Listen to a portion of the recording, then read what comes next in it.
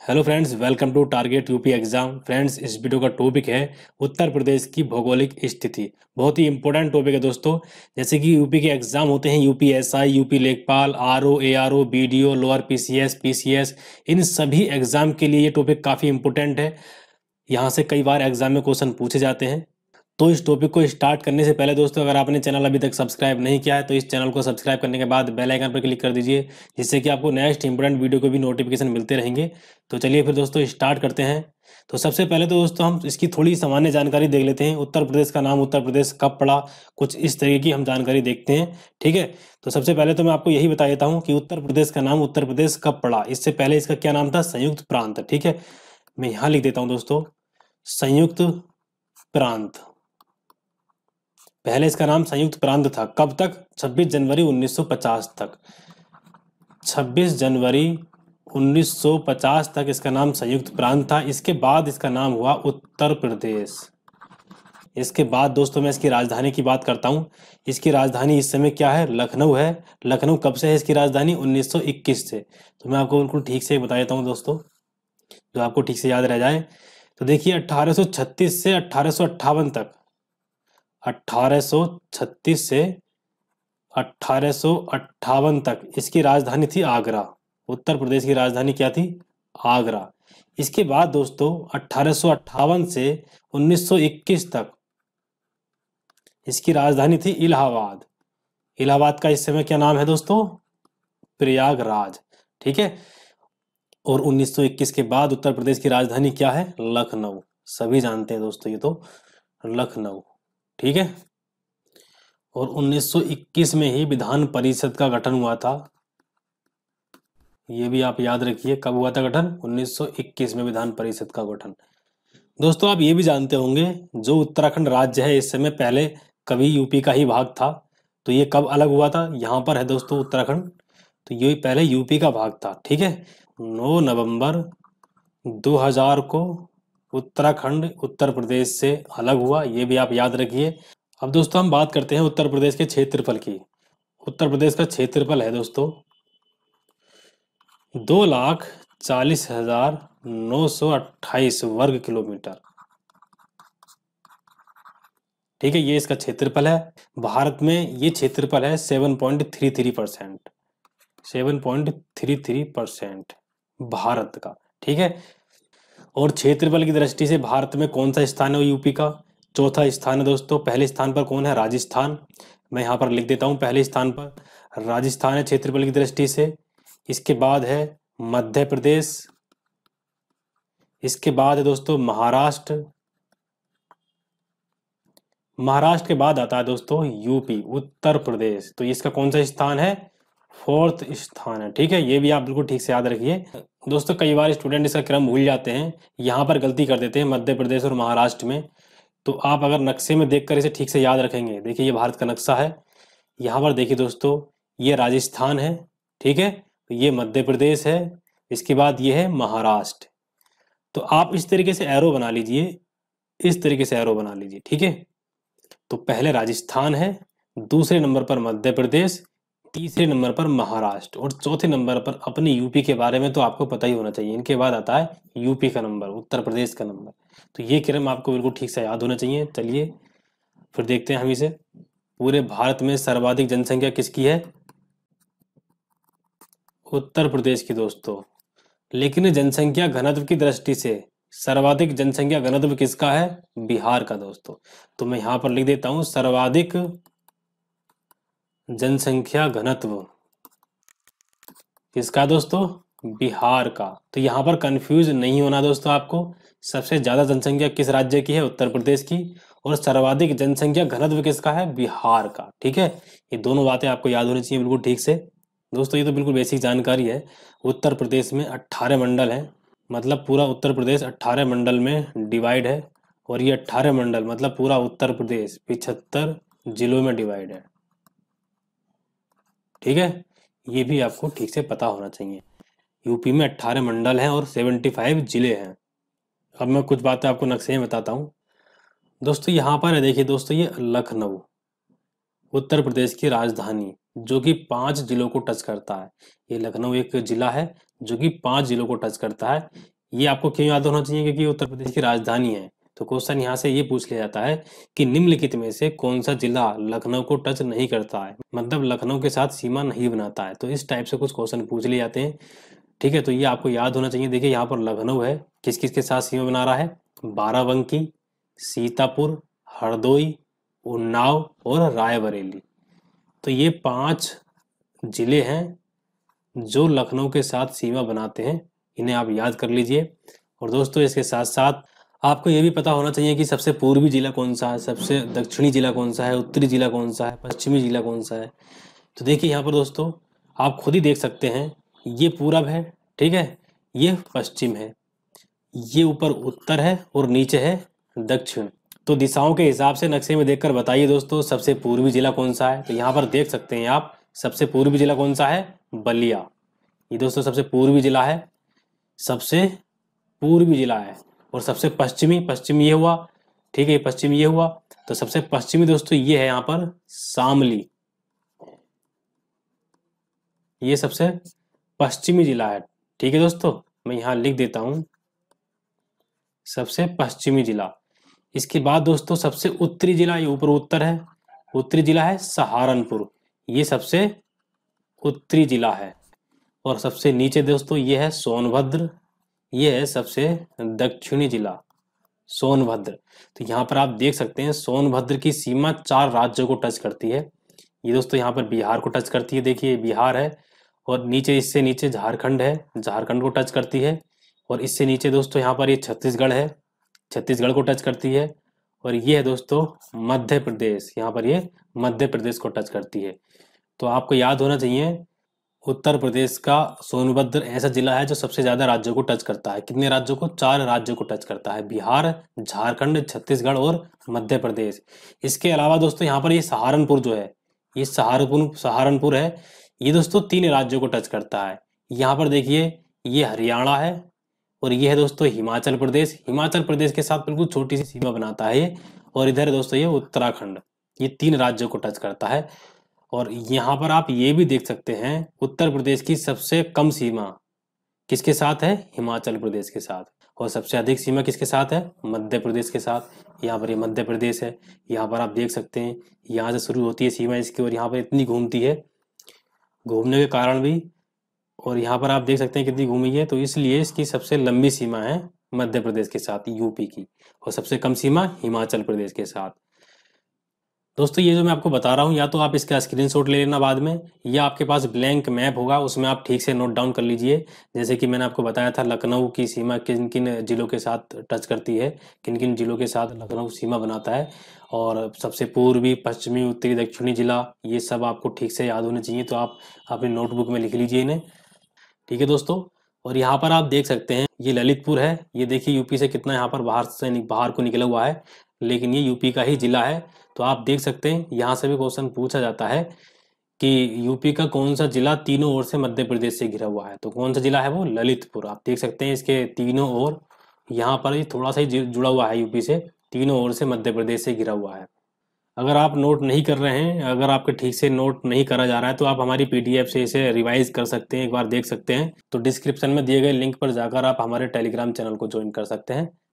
इसके बाद दोस्तों मैं आपको बताता हूँ, देखिए उत्तर प्रदेश का सबसे छोटा जिला कौन सा है, उत्तर प्रदेश का सबसे बड़ा जिला कौन सा है क्षेत्रफल की दृष्टि से, ये भी आपको पता होना चाहिए। तो यहाँ पर देखिए दोस्तों नक्शे में आप देख सकते हैं ये है लखीमपुर खीरी। नक्शे में आपको दिख रहा है क्षेत्रफल की दृष्टि से ये सबसे बड़ा जिला है। ठीक है दोस्तों, लखीमपुर खीरी सबसे बड़ा जिला है, ये सबसे बड़ा जिला है क्षेत्रफल की दृष्टि से। ठीक है, और सबसे छोटा कौन सा है? हापुड़। यहाँ पर आप देख सकते हैं दोस्तों ये है हापुड़, ये है दोस्तों क्षेत्रफल की दृष्टि से सबसे छोटा। दोस्तों क्षेत्रफल की दृष्टि से दूसरे नंबर का सबसे बड़ा जिला है सोनभद्र। तो देखिए सोनभद्र को आपको कई तरीके से याद रखना है। ये सबसे दक्षिणी जिला भी है, ये यूपी का वो जिला भी है जो सबसे ज्यादा राज्यों को टच करता है, बिहार, झारखंड, छत्तीसगढ़ और मध्य प्रदेश।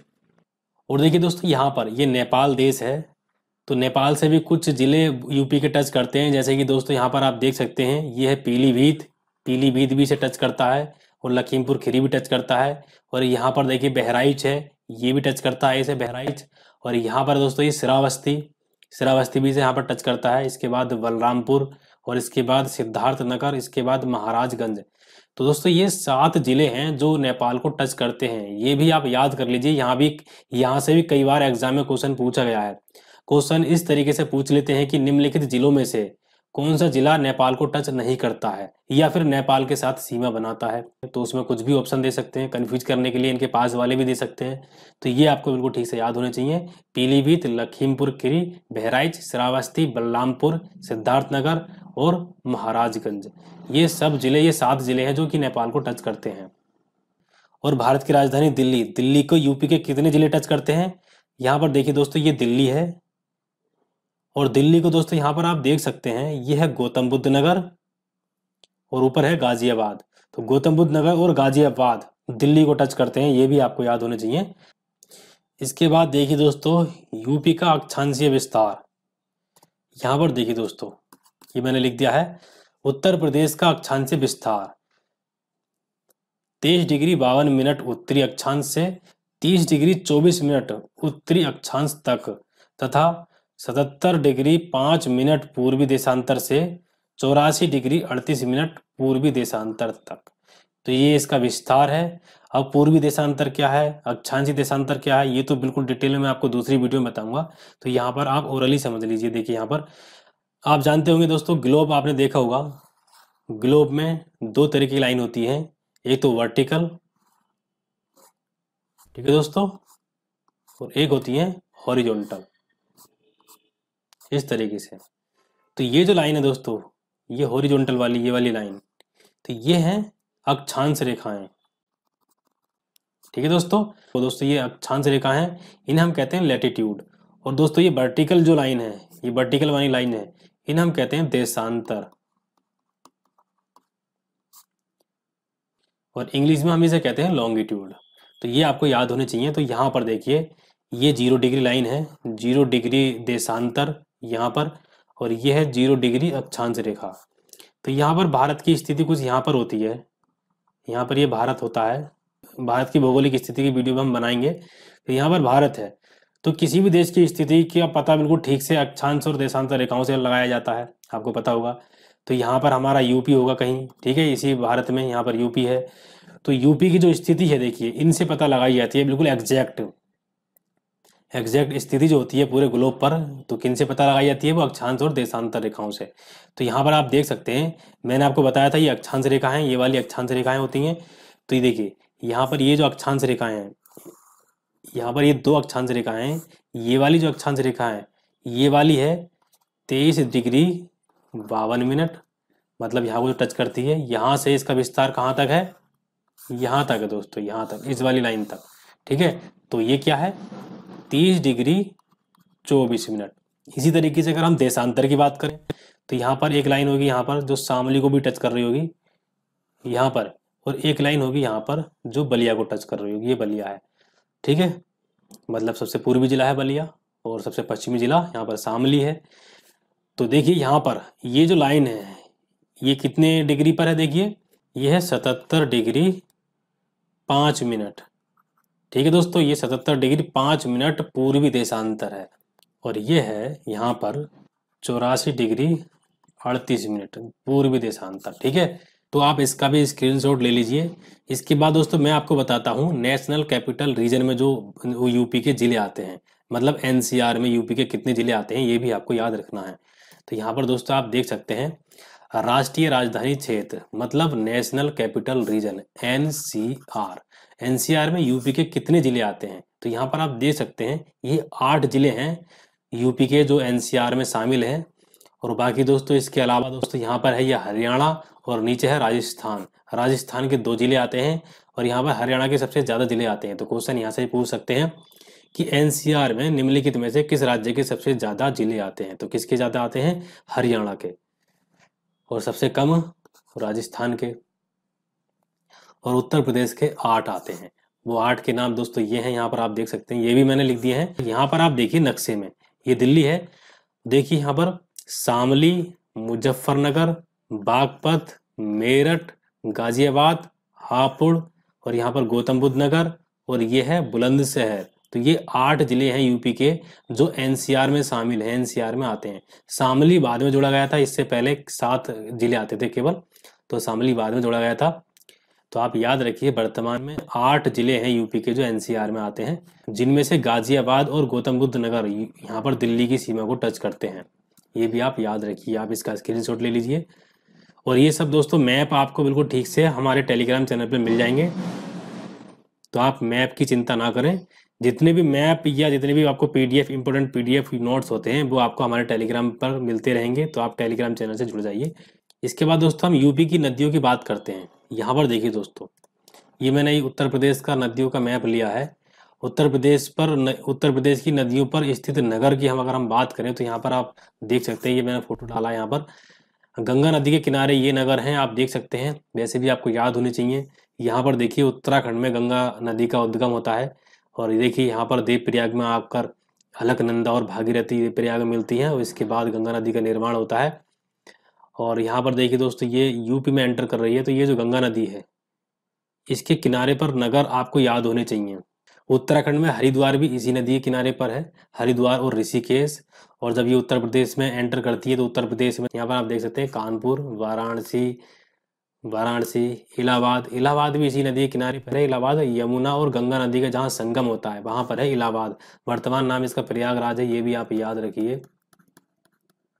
ठीक है, तो ये सब आप याद कर लीजिए, नक्शे में मैं आपको बताता हूँ।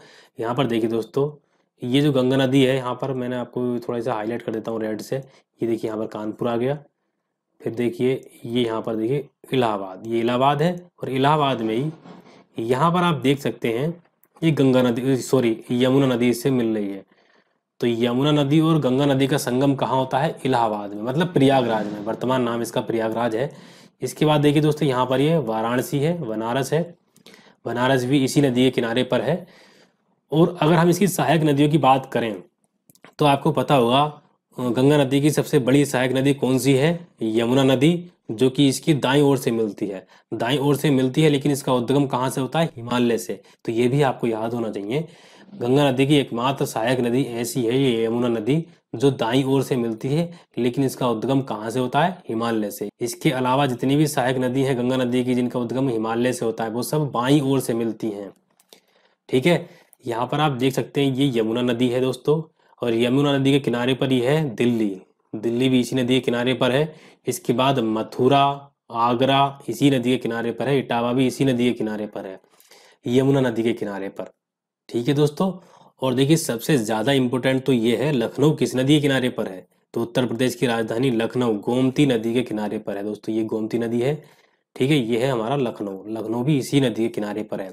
गोमती नदी के बाद गंगा नदी में कौन सी नदी मिलती है? घाघरा, मतलब सरयू। सरयू भी कहते हैं घाघरा को। तो अयोध्या जो है दोस्तों वो सरयू नदी के किनारे पर है। यहाँ भी आप देख सकते हैं ये सरयू नदी है या घाघरा नदी। तो अयोध्या भी इसी नदी के किनारे पर है। यहाँ पर मैंने आपको बताया था गोमती नदी के किनारे पर लखनऊ है, और जौनपुर भी है। और गोरखपुर किस नदी के किनारे पर है? राप्ती नदी के किनारे पर। तो ये सब आप खुद याद कर लीजिए, मैंने आपको दिखा दिया यहाँ पर कौन सा किस नदी के किनारे पर है। और ये सब दोस्तों आपको नक्शे में भी याद होना चाहिए। हाँ, जब भी आप ज्योग्राफी पढ़ते हैं तो आपके पास मैप जरूर होना चाहिए। जो भी मैप से याद करने वाली चीजें होती हैं तो वह आपको मैप से ही याद करना चाहिए। इसके बाद देखते हैं दोस्तों हम यूपी की और जानकारी कुछ। यहाँ पर आप देख सकते हैं यूपी का सर्वाधिक वर्षा वाला जिला कौन सा है? गोरखपुर है। और सबसे कम वर्षा वाला जिला मथुरा है। सबसे कम वर्षा किस क्षेत्र में होती है? अगर हम क्षेत्र की बात करें जो भौगोलिक क्षेत्र बटे हुए हैं, तो सबसे कम वर्षा किस क्षेत्र में होती है? पश्चिमी गंगा मैदान में। ठीक है दोस्तों, और सबसे ज्यादा वर्षा किस क्षेत्र में होती है? तराई क्षेत्र में। पूर्वा, तो आपने दोस्तों सुना होगा जब पूर्वाई चलती है तो बारिश होने की संभावना रहती है। मतलब हमारा भारत कुछ ऐसा है, यहाँ पर देखिए मैं बना देता हूँ। ये हमारा भारत है और यहाँ पर उत्तर प्रदेश है, और ये दोस्तों बंगाल की खाड़ी। यहाँ पर ये बंगाल की खाड़ी है। जब यहाँ का मानसून चलता है, यहाँ का मानसून कौन सा हुआ दोस्तों? ये यहाँ पर इधर दक्षिण है और इधर पूरब, मतलब दक्षिण पूरब का मानसून चलता है इधर वो, तो उत्तर प्रदेश की साइड में बारिश होती है। तो कौन से मानसून से दोस्तों, यहाँ पर हिमालय पड़ जाता है। तो यहाँ से जब ये मानसून आता है तो मतलब ये पूरब से जो मानसून आता है तो उससे बारिश होने की संभावना ज़्यादा रहती है। तो इस मानसून को किस नाम से जाना जाता है? पूर्वा के नाम से भी जाना जाता है। और ये कहाँ से आता है? बंगाल की खाड़ी से। यहाँ पर समुद्र है तो समुद्र से पानी लेकर आता है ये मानसून और बारिश कर देता है। इससे ऊपर दोस्तों यहाँ पर ये जा नहीं पाता क्योंकि यहाँ पर हिमालय है, हिमालय से यहीं रोक देता है और यहीं पर ये बारिश कर देता है मानसून। ठीक है दोस्तों। इसके अलावा दोस्तों यहाँ पर आप देखिए, ये कुछ इसकी सामान्य जानकारी है। 1947 से हिंदी को यूपी की प्रमुख राज्य भाषा की मान्यता दी गई है। मतलब यूपी की जो राजभाषा कौन सी है? वो हिंदी है। और 1989 से उर्दू को द्वितीय राजभाषा माना गया है। ये भी आप याद रखिए, उत्तर प्रदेश की द्वितीय राजभाषा कौन सी है? उर्दू, और पहली हिंदी। ठीक है। राजकीय पशु क्या है? बारहसिंगा। राजकीय पक्षी क्या है? सारस या क्रोंच। और राजकीय पुष्प क्या है? पलाश या टेसु। ठीक है। और राजकीय वृक्ष क्या है दोस्तों? अशोक है। और राजकीय खेल है हॉकी। और दोस्तों राजकीय चिन्ह, ये बिल्कुल ठीक से आप याद कर लीजिए। ये तो नॉर्मली सबको पता ही होता है, ये भी आपको पता होना चाहिए। एक व्रत में 2 मछली, 1 तीर, धनुष। ठीक है। ये इसका राजकीय चिन्ह है। राजकीय चिन्ह आप फोटो में देख रहे होंगे। और ये चिन्ह कब से लागू है? 1938 से। ठीक है दोस्तों। इसके अलावा दोस्तों मैंने 2 क्वेश्चन लिए हैं जिनका आंसर आपको देना है। तो उम्मीद है ये वीडियो आपने बिल्कुल ठीक से देखी होगी और इन दोनों क्वेश्चनों का आंसर भी आप बहुत आसानी से दे देंगे अगर आपने वीडियो ठीक से देखी होगी तो यहाँ पर देखिए, पहला क्वेश्चन है दोस्तों, कौन सा जिला उत्तराखंड, हरियाणा, हिमाचल प्रदेश के साथ सीमा बनाता है? ये मैंने आपको वीडियो में बताया है, बिल्कुल ठीक से इसका आंसर बताइए जल्दी से आप। तो कौन सा जिला है जो उत्तराखंड, हरियाणा और हिमाचल प्रदेश के साथ सीमा बनाता है? ये 4 ऑप्शन आपके सामने हैं, मेरठ, सोनभद्र, सहारनपुर या फिर मुजफ्फरनगर। आप बताइए जल्दी से इसका आंसर कमेंट करके। दूसरा क्वेश्चन है दोस्तों, लखनऊ की सीमा किसे स्पर्श नहीं करती है? तो 4 ऑप्शन आपके सामने हैं दोस्तों, उन्नाव, हरदोई, बलिया या फिर बाराबंकी। जल्दी से दोस्तों कमेंट करके बताइए लखनऊ की सीमा किस जिले को स्पर्श नहीं करती है। तो मैंने ये भी आपको बताया है, लखनऊ की सीमा 5 जिलों को टच करती है। याद करिए आप किन किन जिलों को टच करती है और इसका आंसर बताइए। तो उम्मीद है दोस्तों ये वीडियो आपको पसंद आई होगी। अगर आपको ये वीडियो पसंद आई है तो इस वीडियो को लाइक कीजिए, शेयर कीजिए। और दोस्तों अगर आपने चैनल अभी तक सब्सक्राइब नहीं किया है तो इस चैनल को सब्सक्राइब करने के बाद बेल आइकन पर क्लिक कर दीजिए, जिससे कि आपको नेक्स्ट इंपॉर्टेंट वीडियो के भी नोटिफिकेशन मिलते रहेंगे। तो चलिए फिर दोस्तों मिलते हैं नेक्स्ट वीडियो में। Thank you.